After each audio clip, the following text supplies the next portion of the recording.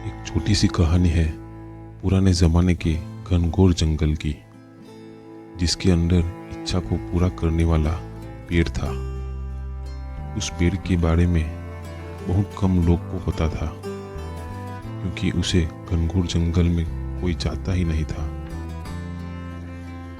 एक ऐसा जंगल जहां सूरज की किरणें भी बहुत मुश्किल से पहुंच पाती थी।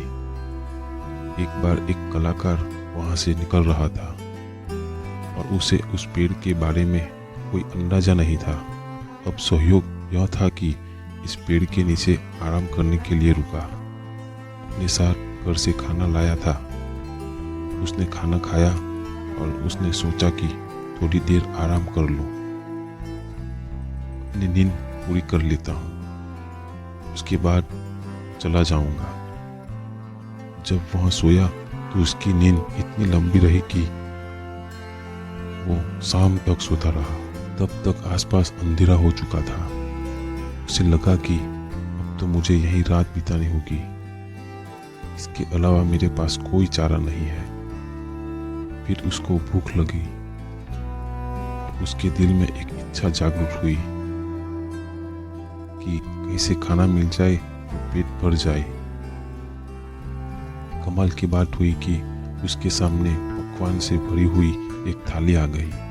उसे बहुत भूख लग रही थी, इसलिए उसने ज़्यादा सोचा नहीं, चुपचाप खाने लगा और भरपेट उसने खाने का मजा लिया। एक से बढ़कर एक पकवान थे। उसने खाना खा लिया तो उसके मन में एक और इच्छा हुई कि कहीं से कुछ पीने को मिल जाता। उसके सामने शरबत के 2 बड़े बड़े गिलास आ गए। वह बहुत खुश हुआ और उसने वह शरबत पी ली और वह नहीं सोचा कि ये कहाँ से आ रहा है। उसके मन में एक और इच्छा हुई, जब इतना सब कुछ हो ही रहा है तो कहीं से टकिया आ जाता तो मैं सुकून से नींद पूरी कर लेता। ऐसे पेड़ के यहाँ आराम करने में दिक्कत आ रही है। उसकी आंखों के सामने कमाल ये हुआ कि उसका तकिया आ गया और तकिया आ गया।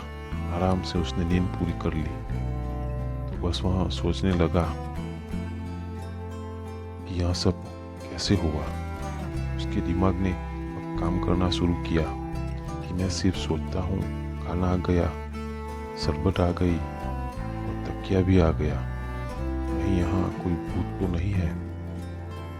बस उसके मन में ये इच्छा की बात आई और सच में वहाँ भूत आ गया। जैसे ही उसने भूत को देखा तो उसके मन में पहले विचार यही आया कि कहीं ये भूत मुझे खा न जाए, क्योंकि इसलिए उसने मुझ तक शरबत पहुँचाई, खाना पहुँचाया, पकवान पहुँचाया।